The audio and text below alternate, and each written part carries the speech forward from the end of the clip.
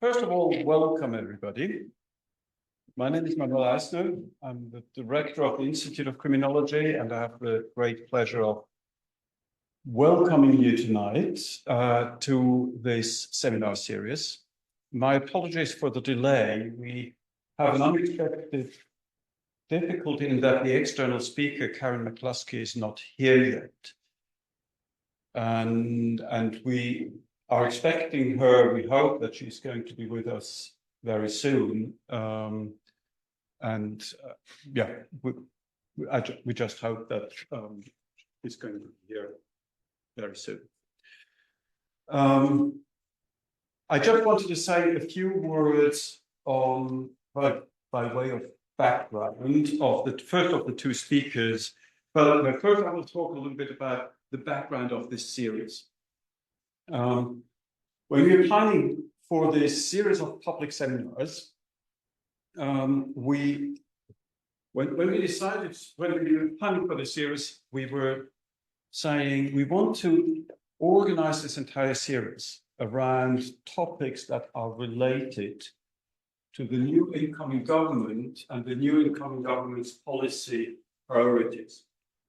And so what you will be seeing over the course of the coming weeks are talks that link criminal justice policy with criminal justice research on different topics. We're starting today with tackling knife crime. We have a seminar next Tuesday, and usually on a Tuesday, on offender rehabilitation. We then continue with a seminar on prison reform and prison population, on human smuggling and the issue of migration and crime, a seminar on reducing sexual violence, and end with a seminar on transnational environmental crime and green criminology.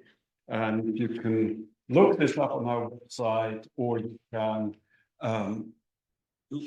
just use the scan the QR code, and you're being taken to further information on this seminar series. It would, of course, be great to have much active participation. The seminar series is very much in the spirit of what the Institute is trying to achieve or has been trying to achieve over many decades, namely to bring policymakers to talk with and to communicate with research, and to bring researchers to talk with policymaking. Not necessarily that they always agree on everything, but to make sure or to achieve that they are talking with each other and communicate with each other. Today's talk, if everything goes well, will be given by two eminent speakers who are specialists on knife crime. First, Peter Neyroud, who is here with us, who is Associate Professor in Evidence-Based Policing and the Director of the MSD program. He's been in the Institute since 2010, following a career of 30 years of service in the police force.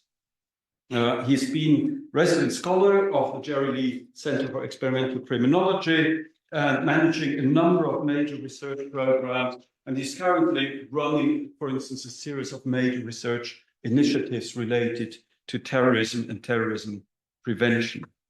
He has taught senior police leaders, being a senior police leader himself, and has been very successfully running the MSD program in applied criminology and policing. He's also been the co-chair of the Campbell Collaboration Crime and Justice Coordinating Group for the past 10 years, and the co-PI of the Campbell Program of Systematic Reviews for the Prevention of Terrorism and Radicalization. I wanted to introduce Karyn McCluskey briefly. I will probably introduce her in more detail when she's here. She is the Chief Executive of Community Justice Scotland, whose aim is to drive progress in the field of community justice. And she works hard together with policy specialists, especially in the field of public health, to reduce knife crime in Scotland. And some of you may know that Scotland, especially Glasgow, has taken a leading role in using a public health approach, implementing a public health approach to address knife crime. So that's the plan for today. I have two more slides. One is first an empty slide, just to surprise you a little bit. There is today is a little bit of a special event, especially for Peter and the entire team that's working with Peter. As part of the MSD program, we had an evaluation by Ofsted of our apprenticeship program, and we just received the results today. And this is the result of the inspection. And I think this is quite, just to say, so that you get an impression of what this means. We are probably the only provider of this apprenticeship program that got a straight outstanding mark on every single aspect. And I think it's a good moment to clap, to give a clap. I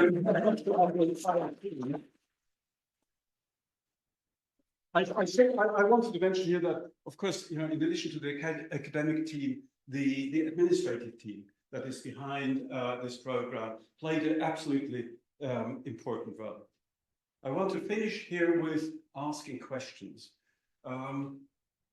Also, for those of you who are joining us online, there is an opportunity for those who are joining online to ask questions. There is also an opportunity for you to ask questions.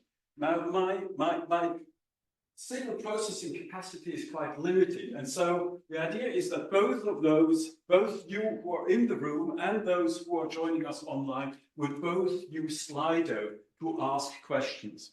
So you can easily go on Slido, you just type in the code, and it allows you to ask questions, but Slido is quite mean. It doesn't allow you to ask long questions. So you can only ask relatively short questions, but what you can do is you can like questions that have already been asked by others, and I will see what kind of questions get most likes. If you're absolutely opposed to using modern technology, you will not be entirely blocked from asking questions in person, but it's kind of like the second choice only if you really are opposed or don't want to use modern technology. This said, I would like to ask Peter to start with the presentation.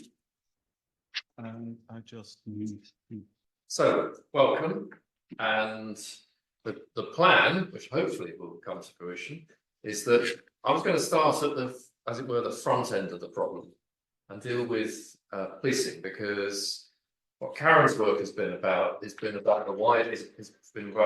how a wider public health approach can deliver. My take on that is you need to start, one of the things you need to start by doing before you get to a public health approach is that each of the agencies who are going to play their part in a public health approach have to do the very best with their bit of the equation.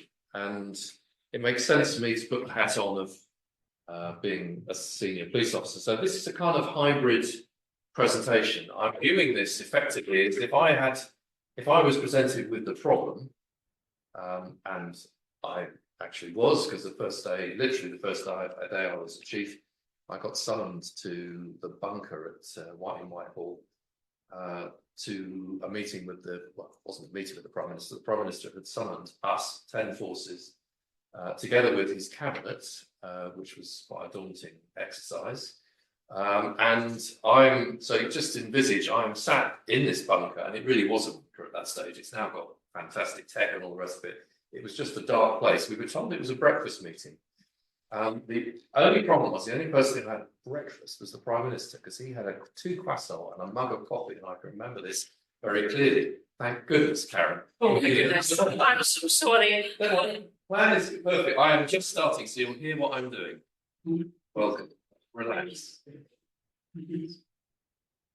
So I'm sat in the bunker, and just to, which is going to be relevant to the first part of this, round the room on the wall are big printed off maps of each of the force areas. 9 of them. Okay, 9. There are 10 forces. It'll become obvious what the problem is in a minute.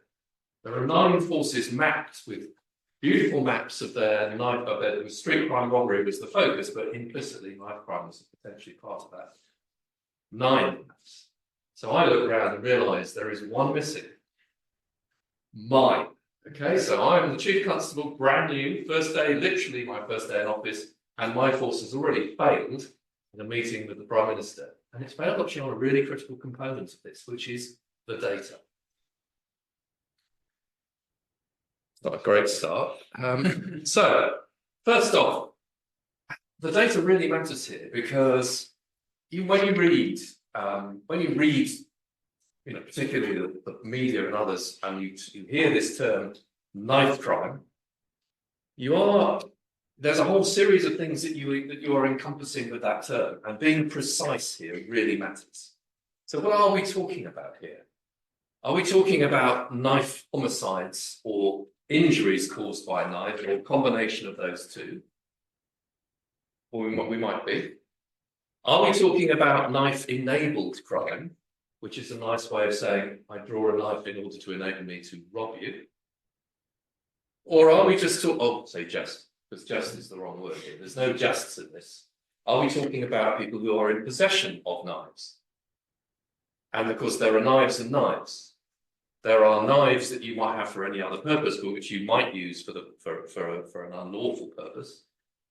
And there are knives which you would struggle to justify being used for any purpose to other than lawful purpose, because they are quite clearly designed to cause injury. So defining the problem is a really important part of that. And when you start to look at the kind of stuff that the media presents about knife crime, and this is a particularly injurious diagram, and when we do these kind of things in the classroom, this is the kind of stuff that my close colleague Barry Sherman jumps up and down about, and quite rightly so. Firstly, this is a classic. So is it going up or is it going down?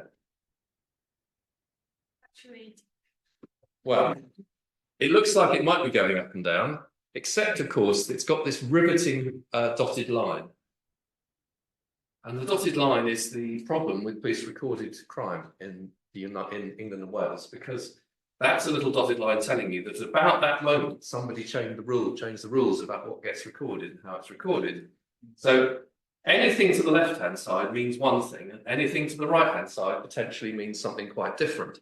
And when you start coming to problems like this, that kind of presentation is a problem. Apart from anything else, this is a whole bag of stuff that's included without definition of what the bag of stuff. And I do love the fact that it doesn't include Greater Manchester, which when you start to think about where is knife crime happening, that turns out to be quite a problem, that Greater Manchester couldn't provide the data.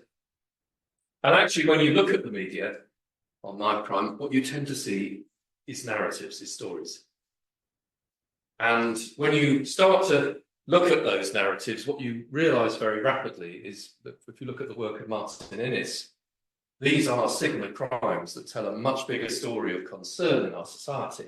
And each one of those signal crimes that gets played out, it effectively reignites the debate and the political impetus to do something about something so obviously horrible. When you start to think about particularly the focus on young people who die in knife crime incidents, and there's some of them represented on this slide. However, when you then go diving a little bit deeper into the Office for National Statistics, you begin to realise that whether it's going up or going down, well, it depends. And it really matters what the depends is. It depends. And by the way, I just hate people who draw diagrams in which they use 4 colours, which I can barely distinguish. But the light blue line, which is probably the clearest one, is probably the one that is most significant just now. It is the one that's rising. It is robbery, knife-enabled robbery. That is the issue on in those terms. The others have gone up a bit, but have flattened out. And the going up a bit again depends. If you remember the dotted line, which is going to cut you in just about the point where it's going up. So it matters precisely what you're talking about. And I think as well, the other thing that matters is the context, because if I was standing doing this in an American university, I'd be talking about gun crime. I'm not, I'm in a UK context, so I'm talking about knife crime. And interestingly, again, that's another lesson for the ONS about how not to headline crime statistics. They've headlined it, saw a 6% increase. What saw a 6% increase? The presence of imitation firearms, which ironically might actually be good news on the basis of, okay, they're up a bit, but that might indicate the difficulty in getting hold of the real thing. So this is a classic of these messages matter, and being precise matters. And homicide, which is obviously the biggest concern, deaths relating to deaths caused by knives. Well, homicide has gone up and down. The big piece that's going up there is the recording of a single event. But if you look at the pattern, it's gone up, it's gone down.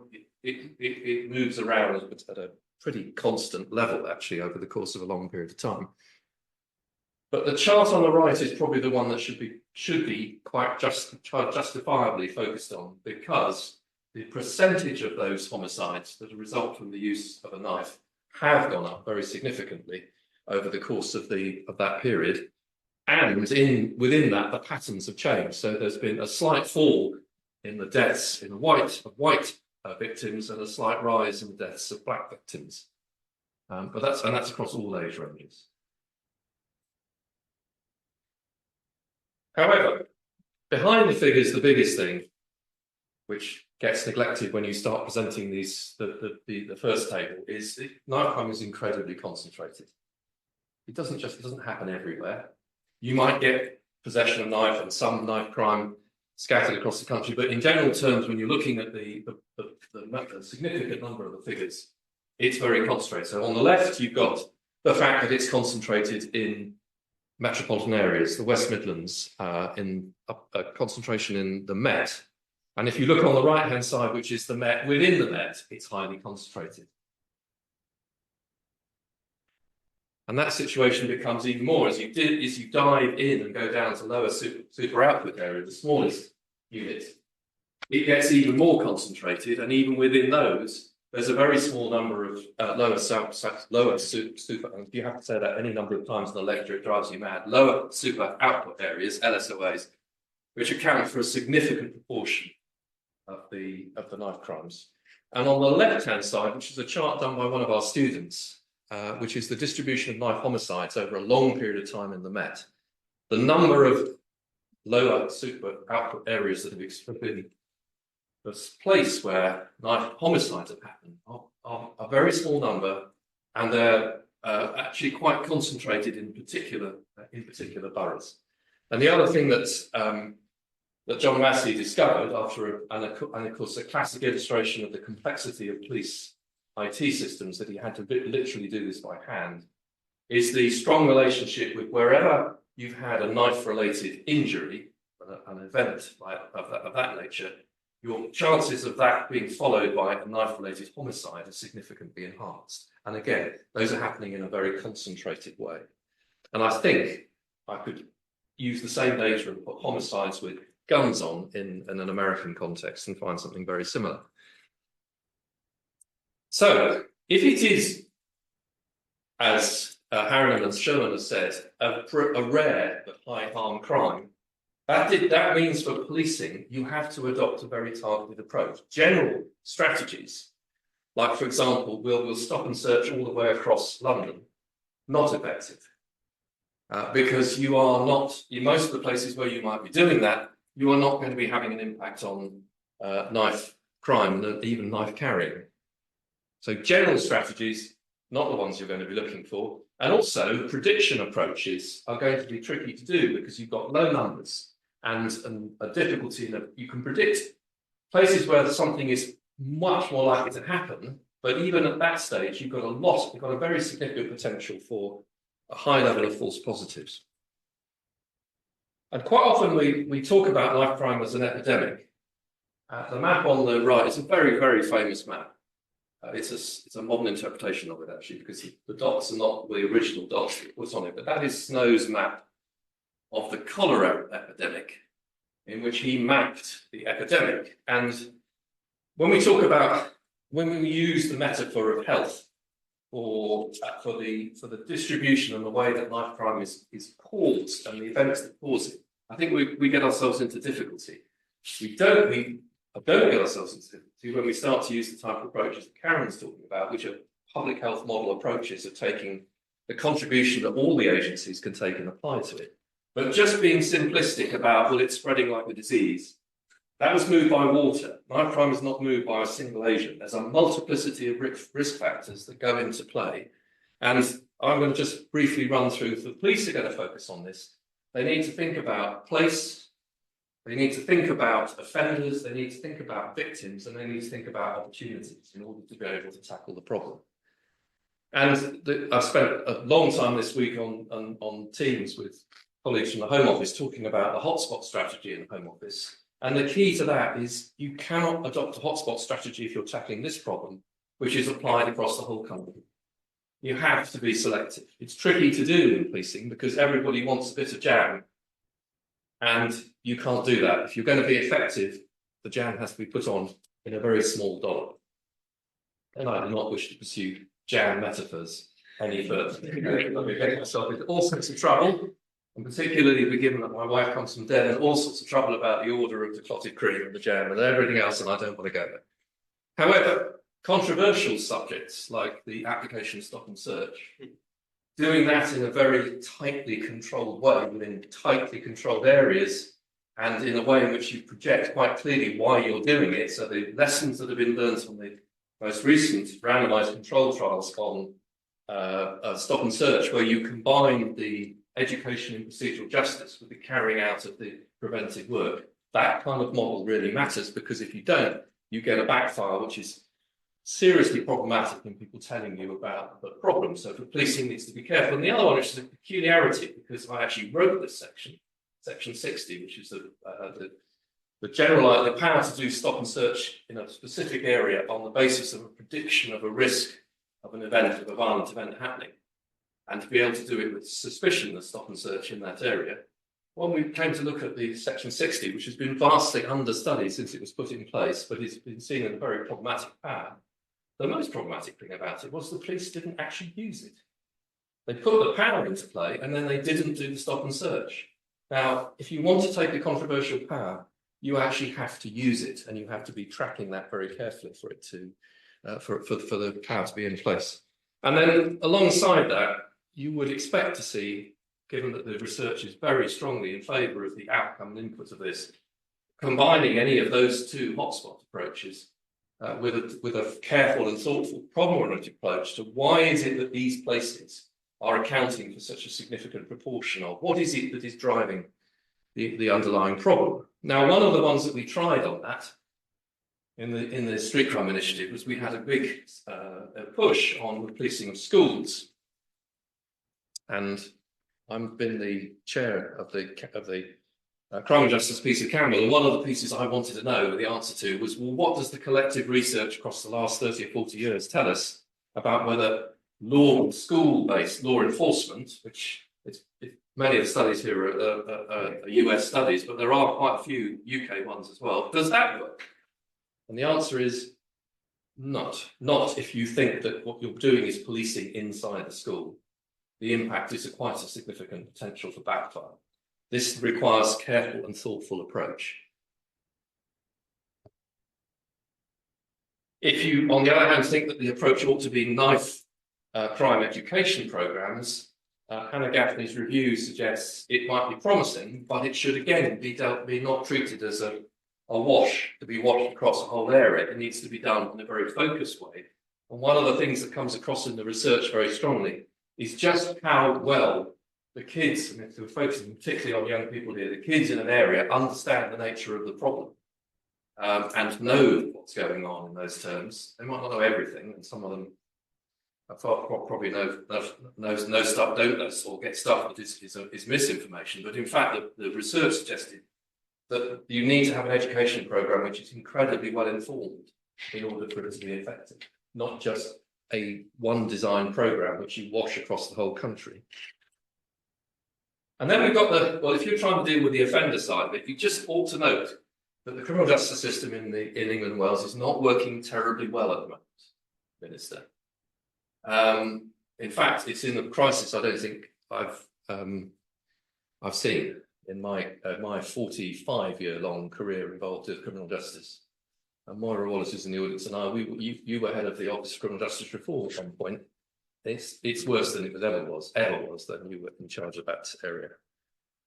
And this is from the Tony Blair Institute. We're at a point where if you were to think about in policing terms that you're going to step forward and adopt a strategy which is using deterrence with significant levels of high arrest and prosecution, and thinking that that was going to be resulting in significant levels of people going to prison and serving reasonable terms of imprisonment in those, and that was going to be an effective strategy, even disregarding the evidence that isn't an effective strategy, you would be in a position where operationally this is nonsense and it's not going to fly. So you have a choice, and it means you're in one of those areas where, well, let's use the evidence that we've been developing over the last 12 to 14 years in this institute, which is that deferred prosecution for offences where there's an individual victim, and these very much are in that territory, that diversion through deferred prosecution can produce a significantly better result at considerably reduced cost compared to taking someone through a court and prosecution. Faster, better, and probably more likely to be effective. So triaging offenders more effectively, being a bit bolder on that, which I appreciate quite often gets in the way of the let's be tough on crime rhetoric, which is altogether evidence-based. And I put this particular headline up from The Guardian because it was just at a particularly tough on crime moment that the College of Policing managed to introduce a report based on the evidence suggesting that despite the government's desire to increase knife crime sentences, that prison increased youth knife crime, not reduced it. And that was uncomfortable territory, but hurrah to the College of Policing for actually putting the evidence out. And then we've got two pieces of work that students from this institute, from the PhD and the MST program, have been focusing on. And one I think is really promising and definitely connects, Karyn, with your work, which is the idea of having effectively a victim trauma unit co-staffed by health and police at the hospitals which are seeing the big numbers. And this is the Royal London. My daughter was a trainee doctor at the Royal London, and it was all about knife crime when she was doing ED in the emergency department. And Catherine Bradley's piece of work, where she's looked at the pilot and the Met, it looks extremely promising. It needs further work to develop it and see whether it works. But the idea it's based on the stuff on the right-hand side, which is that if you are a victim of knife crime, you are far more likely, A, to be a victim again, and B, to be an offender. And the same data applies in the firearms literature as well. So a strategy that fails to encompass the victim-offender overlap is failing to encompass one of the most significant pieces of data in the piece. And policing systems are incredibly bad at making that jump, because we have a line of data which is about you being an offender and a line of data about you being a victim, and there the twain shall meet. But the reality is the twain do meet in the individuals that find themselves in a trauma hospital.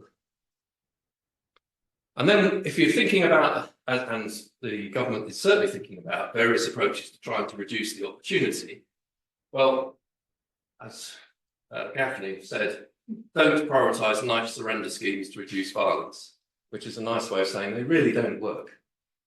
And in some cases, the data suggests they actually increase the level of concern higher than the level of the reality of the crime that is happening locally, without actually doing anything to address people's ability to do something about it. And then on the supply chain, there's WHO are very keen on us reducing the access to sharp objects, but this is not a gun.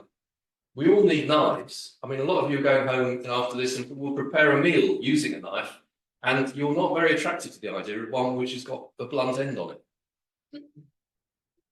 I mean, Sabatier, on the whole, don't make blunt-ended knives because you need a sharp knife in order to do certain things in the kitchen. So this is a challenging one. You can deal with some of the more obvious knives, but challenging one to go down the route of reducing supply.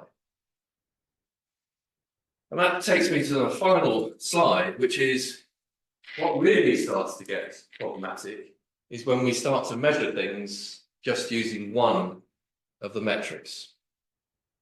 So we measure the amount of time we patrol in a hotspot. Useful, but it doesn't actually tell you what happened as a result of it. We measure the deaths from knives. Well, Yes, but that's a tiny proportion of the outcomes it's the most impacted, clearly, but it is a very small set of figures. It doesn't get you anywhere other than being concerned. Knife-related injuries, helpful if combined, and certainly, particularly here, not just measuring it with policing data, but measuring it with hospital data. So you look and see whether the hospital data can inform better what you're trying to do. Knife seized, that's helpful as long as you're being thoughtful about where, as a result of what operations, how did that happen? Was it intelligence informed, or was it just a happenstance? Knife offenders caught and prosecuted, possibly. One of the more interesting things to come out of the most recent hotspot studies that the Home Office have been doing is the fact that the strategies to reduce serious violence on the streets appear to have increased the level of knife seizures a bit, but they've also had a bigger impact on the level of successful outcomes in terms of case, so potentially prosecution, but also potentially diversion. Whatever else the answer is, it isn't one of them, it's more than one of them, and it's a thoughtful approach which is driven by an understanding that some of these could move without making a difference. But if all of them are heading in the right direction, you probably are heading in the right direction. And then the clever bit is to get your heads together with the people working in other parts of the public services and the third sector to think about how you might work that better. And I shall stop at that point. Thank you very much. We are really happy. Karyn is here. I just need to. I've broken a bone in my foot, which means that I'm really slow. So I've hopped along right the way through Cambridge on a broken foot because I couldn't get a taxi. So I do apologise. And I'm going to speak really fast in a Scottish accent. So you want to put your hands up and speak too quickly.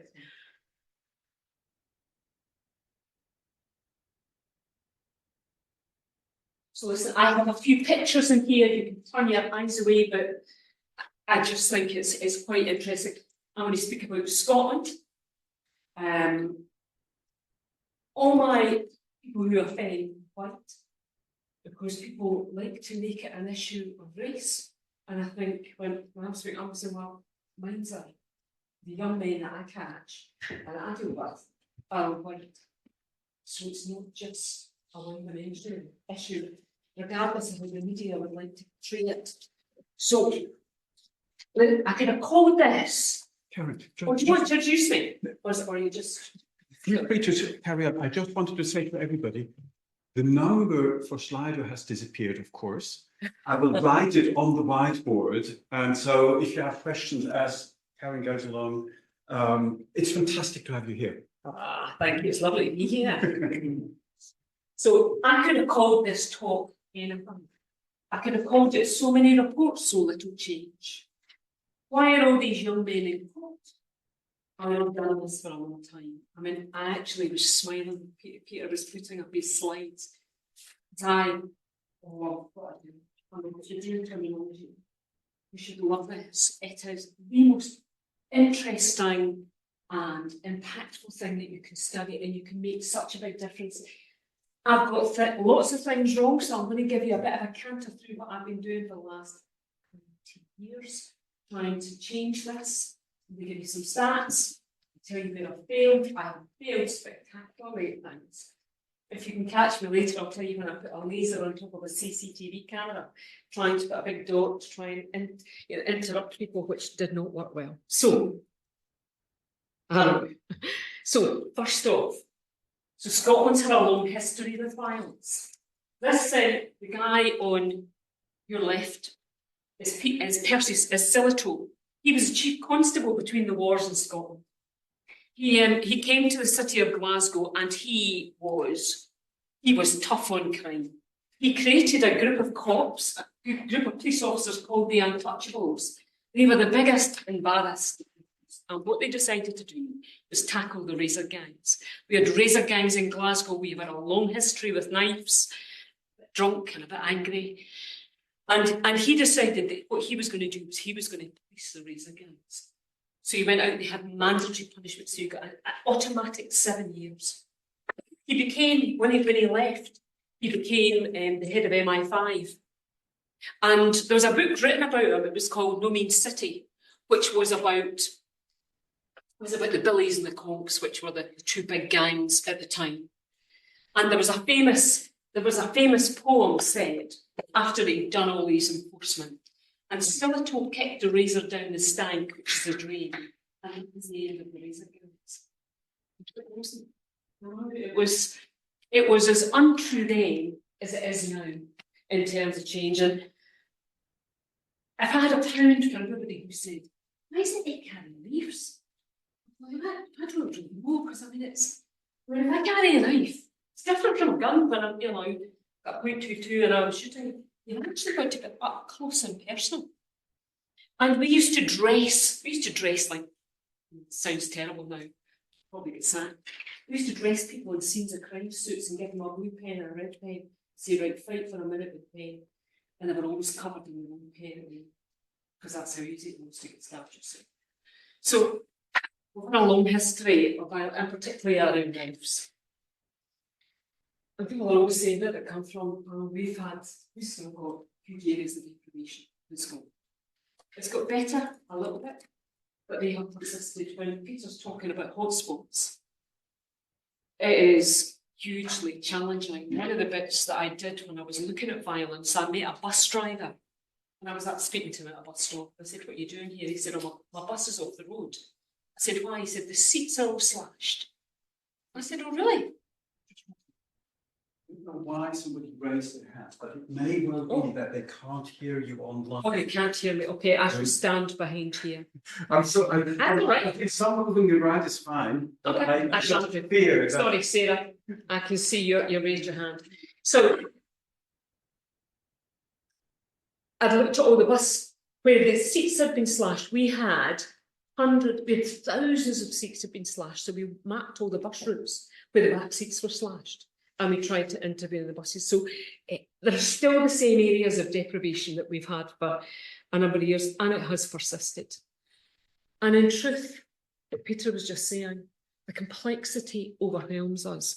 When I first went to the prison service and I said, I want to do violence reduction, I want to tackle knives, somebody very senior said to me, it's too big, don't bother, and gave me a cup of tea and a biscuit, and I never went back to see him.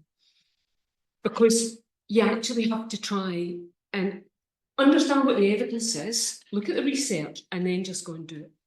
If you want to change anything, and I was in seeing Lord Timpson this morning, you first need a comparing narrative for change. This is what's called multiple streams analysis. Then you need a zeitgeist, it needs to be at the right time.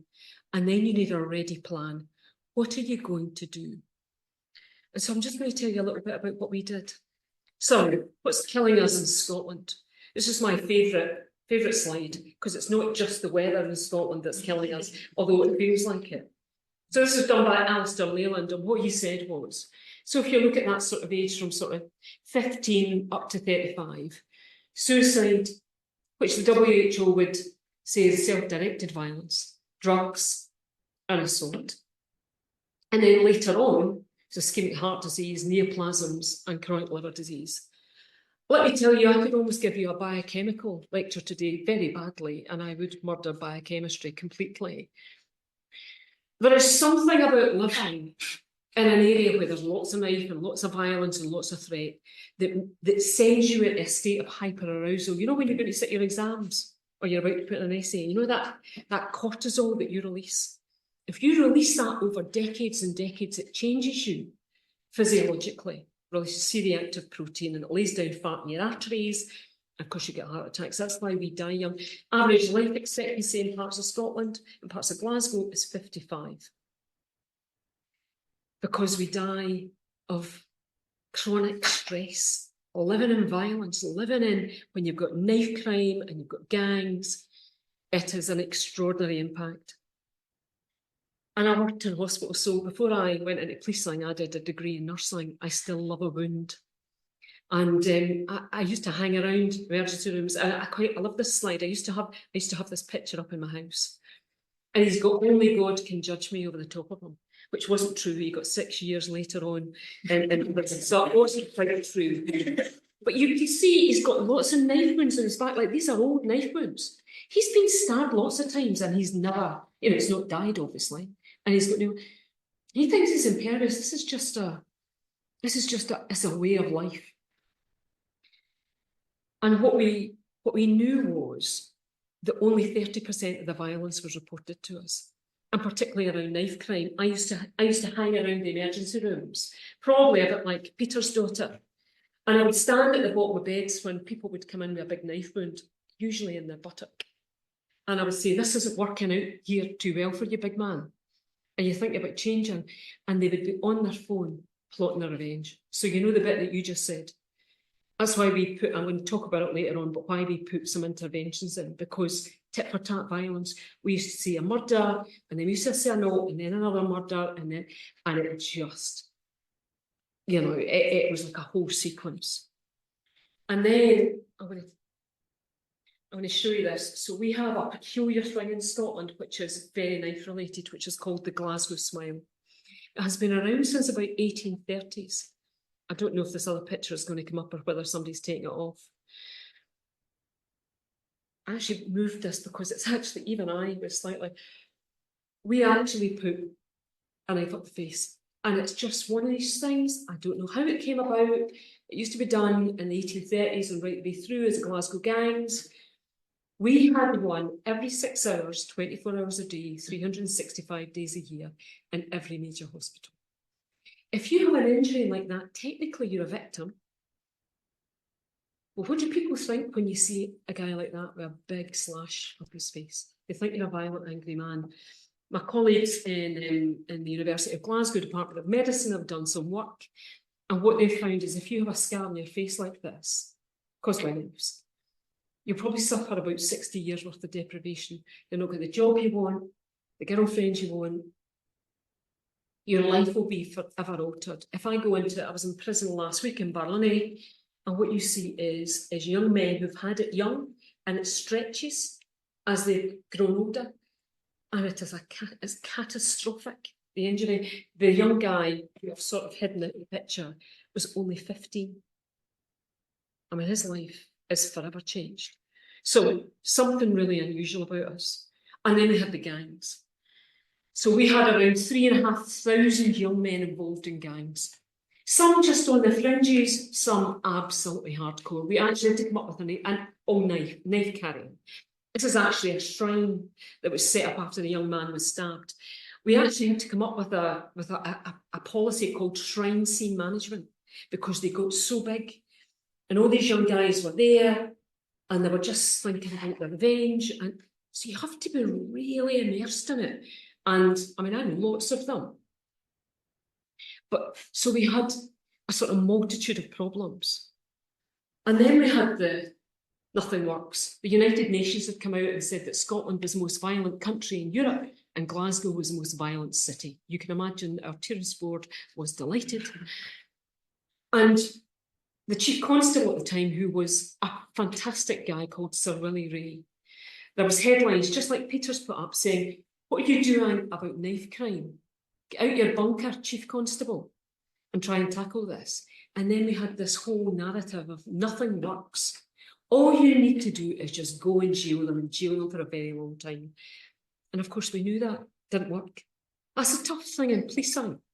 When you've got all these opposing moral universes, you know what the evidence is, but you've got the narrative in the media saying, just get out there and get those figures and get those stop searches. And yet, you know, it's complicated. I mean, we did so much work on this.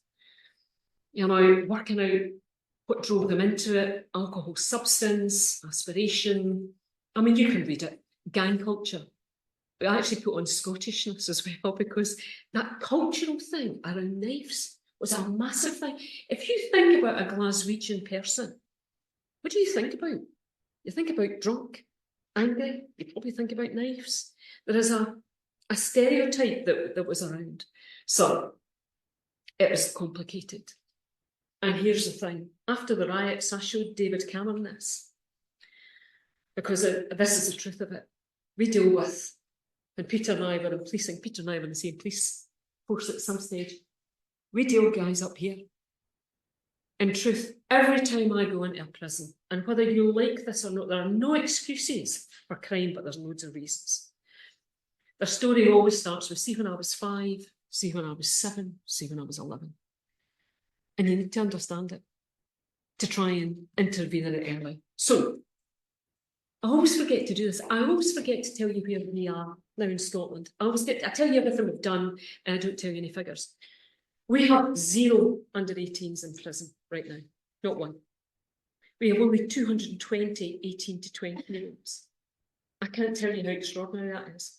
We had thousands in prison when we started, thousands of under 18s. And we've done lots of stuff to drive it down. In terms of the figures, our homicide rate has dropped significantly. Assault from a sharp object has dropped. And if you look at the assaults in hospitals, because we do injury surveillance in the hospitals, which is my measure, because it's not about crime figures. Public health is about reducing that A&E door, that emergency room door. And if I speak to my colleagues in emergency medicine now, what they'll say is, well, I'm fixing elderly people with fractured necks of femurs. Whereas we used to, when I started, we were doing the most thoracotomies for stab wounds to the heart. So, you know, where they crack your chest. So we were absolutely fantastic. You know who's the experts now? The Royal London. So the Royal London do it now. So it has come down significantly. And this is what Peter was talking about. I used to talk about this, you know, because people do talk about this like a disease. And this is from a guy who, in the States, who talked about this, about public health. I won't use it because I don't think it's a unique correlation between it, and I think it's unsophisticated. But what I do use is about public health. And the reason I use public health is not because I was particularly clever or, you know, and I am a member of the World Health Organization and I'm a fellow of the Faculty of Public Health, is because I knew that we couldn't solve it alone and I needed everybody else to do it. And if I shifted the culture to thinking about prevention, then it got everybody involved. And this is what public health is. For people that don't know, it's very simplistic. You probably know it now, post-COVID. About surveillance, what do you know about your problem? What about your risk and protective factors? I've absolutely used loads of research from Larry Sherman and lots of people from Cambridge, and I've tried to put it into practice, often badly. And then you develop and you evaluate your interventions, and then you scale it up. That is the most difficult part of the whole of this. We've got thousands of pilots that never fail, little interventions that are never scaled up. And that means that things don't change. So what do we do? So I'm going to start from the end, tertiary prevention. So I did everything. I can't tell you how many things I did. So navigators. Half my team have been in jail. They've often been in knife crime and have been there. We have navigators in the emergency rooms who work in, and we started it decades ago now. They work from 10 p.m. at night to 4 a.m. in the morning when most people are coming in. And they do the thing that I was doing, stand at the bottom of people's bed, intervening. Trying to get people, they move them houses, you know, they do a whole range of things to try and say, this is a teachable moment for you. Prosecco and Clementi is a motivation to change model. Pain makes you reevaluate your life and what you're doing. And we try and capitalise that. And we've done lots of other things, domestic abuse, we intervene, we train all the dentists because, of course, if you're injured, and I talk about violence more widely as well, if I punch you in the face, the first thing you lose is your teeth. And so we intervene in the dentist as well. We do, we intervene, we document, we refer onwards, and we try and do that bit where we try and interrupt that sequence.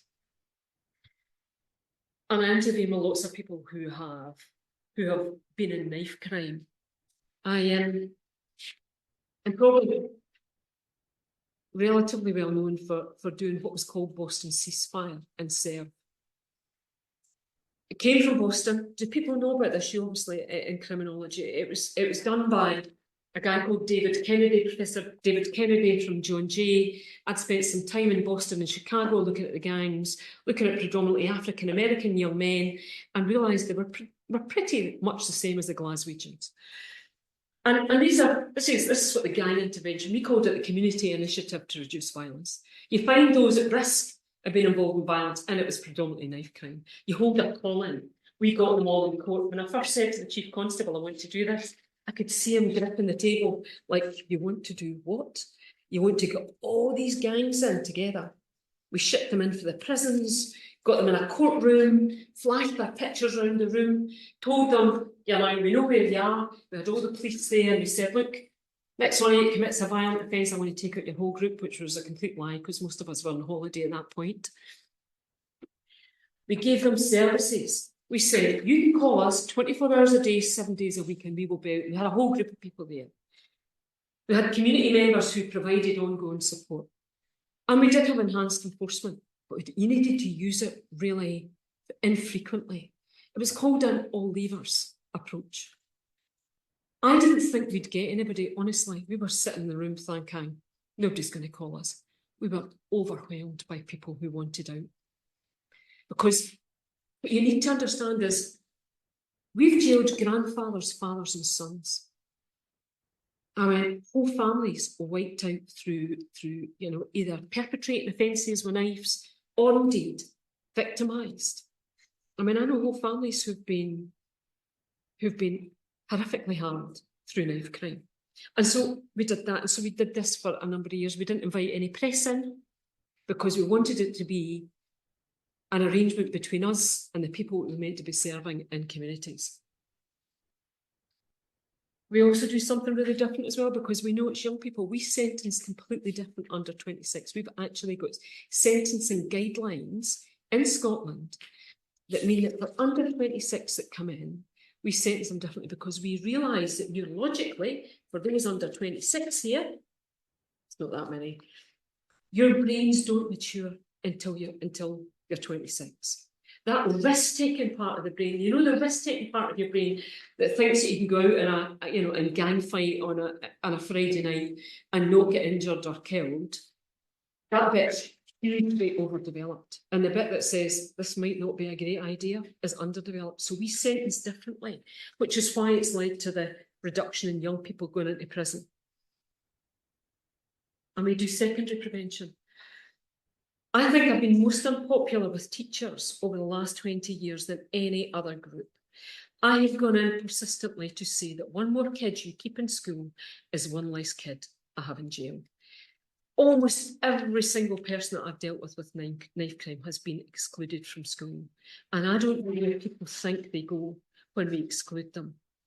So we have been practising a zero exclusion policy, although there's a challenge here post-COVID, for a number of years. So we had over 45,000 and it's gone up 40% post-COVID, so that number was way reduced. And if you look at Glasgow specifically, it had brought it so far down, and they practiced trauma-informed practice, focusing on resilience and trying to keep kids in school, and they have been my best asset.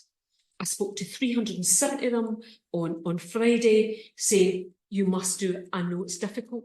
I know it's really challenging. And if you've got young people in school that are causing challenges, but if you start to exclude them, I don't know, it's only the police that start to pick them up. Because we've got loads of dysregulated kids. We've got loads of dysregulated children. There's a whole thing at the moment about knives and violence in schools at the moment. And I'm trying to change some of the language that's around that to dysregulated kids. We've got kids who, and you know about adverse childhood experiences. I'm not going to go on about Feliti's sort of seminal study on adverse childhood experiences, but we have children who have grown up in the worst of deprivation, who are fixed. It's what's called an allostatic load, so they're always in the balls of their feet. Knives and violence are pretty common to them. They see them in their communities and their houses, and of course they end up in schools. And we're trying to support teachers to try and change that. Sorry, please keep me on time if this is too much. And I talk about parenting. There was a very famous letter that came in when I was talking about parenting when I was in the police. And it was a letter to the Herald. I probably wouldn't get this now. And it said, Karyn McCluskey needs to get back to the kitchen and start baking scones. Because I had been talking about the importance of parenting. Good parenting is as close as it gets to being magic without being magic. And supporting parents to bring up their kids. And this is what Finland and some of the Scandinavian countries have shown, that real investment in that early years. is one of the seminal ways that you can reduce violence and indeed knife crime later on. Because the challenge is, and I've blurred out some of this, I have loads of dysregulated adults. These were all knife crime offenders. And I employed them. And the Daily Mail phoned me up at one point, which was a great conversation. They said, tell me, why are you working with these bad people? You know, because we paid them because they were working for us. And I said, well, tell me, what's your tack this week? Is it welfare scroungers, or you don't want me getting these bad people jobs? And I waited for a minute at the end of the call to work out what she was going to say. And she said, welfare scroungers. And I said, well, I'm trying to get them into employment. Because between these, there's about 37 people on there. Do you know how many children they had between them? 136. 136 kids. I sometimes work with people who are hard to like and hard to love. I really love their kids. And I need to be able to change that intergenerational bit, get them into jobs, square money. If you look at LA Homeboy, the work that they found in terms of trying to get people into sustainable employment, trying to support them into employment, is by far the very best thing to do to try and reduce reoffending. And it's massively complicated. So why is it so difficult? Because this is really hard. I have done this solidly for 21 years. I have not taken my foot off the gas. In that time, I've lost count of the amount of justice ministers, the amount of directors in the Home Office, because everybody changes. It's really big. People just think, oh, I'd rather do something easier. We go in with our own key performance indicators. Police have their key performance indicators. Health have their own. Education have their own. And you have to try and find a sort of a way. So when I'm going into hospitals and I want them to do something, I usually say to them, I want to help you reduce your emergency room door coming in. Now, it's all about me, obviously, and about what I want to do. But we can try and find some similar outcomes that we can all work towards. And we move around so much. And you have to innovate. Can I tell you, it is terrifying trying to lead something where you just don't always know what you're doing. Because I've had to try and do new things and put myself out there. And if you're going to do innovation in this space, you need to have real empathy with the people that you're trying to serve. A deep connection and understanding. You need to prototype. I don't know what's the phrase about failing quick. I've not failed quick. I've failed very slowly at times. But you need to be able to build on failure really quickly. And you need to have openness and transparency. Nobody's always right. That's why it's great to have academics come up and say, I'm not sure that's really going to work. You know, I've been looking at some of the MSc research. In fact, I was with one of the MSc researchers the other day there, talking about this very thing, thinking, how do we build on this and change? And I used to think that innovation was always going to be like this. You know, that you would try new things and it was going to be successful and then everybody would take it on. And what I've found is it's actually like that. You try new stuff. Research is done here around diversion and a whole range of other extraordinary interventions. And then you get the chasm. Nobody changes it. And I don't know why that is. I think it's because they like to think, you know, London is different from Glasgow, is different from Boston, is different from Chicago. I think there is more that joins us up and is similar than is different. But it is a perennial problem. Money comes in for new innovation, but not for sustainable things that works. And you need to be leaders. I hope that you're all going to go out and you're going to be in leadership. And you need to have the stomach for conflict and uncertainty and ambiguity. We have lots of murders in the intervening time and people saying you need to change your strategy. And that's when you need to hold steady. You need to set the mood music. It's about building and mobilising networks and you need to convince people to get involved. I'm slightly like a timeshare salesman. I try and get people in and convince them to get involved and then ring the bell, and then you have to embrace your failures because it's a gift that keeps on giving. And you also need to respect the front lines. At the end of the day, and that's why I have to go out and listen to teachers and police officers at the front line, is that policy implementation and change comes down to the people who actually implement it. So you have to convince them. It is no point in just speaking to chief constables and chief superintendents. You need to engage at that front end to get them to change. And then mission and messaging. I've had to change the culture. Part of the public health approach is to change the culture and the mood music. I speak to, on average, about 15,500 people face-to-face every year. And I've done it for the last a lot of time. I am very, very tired. In a way, I'm sick of listening to myself.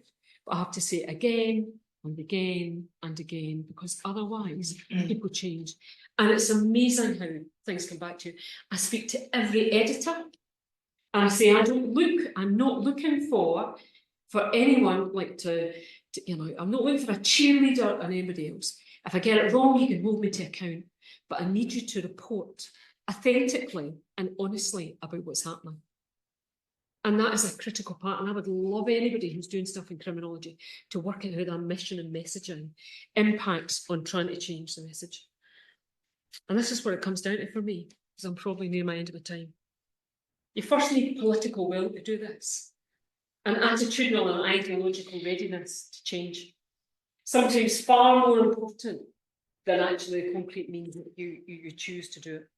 You need the key actors to work together, which is much more difficult than you'd think.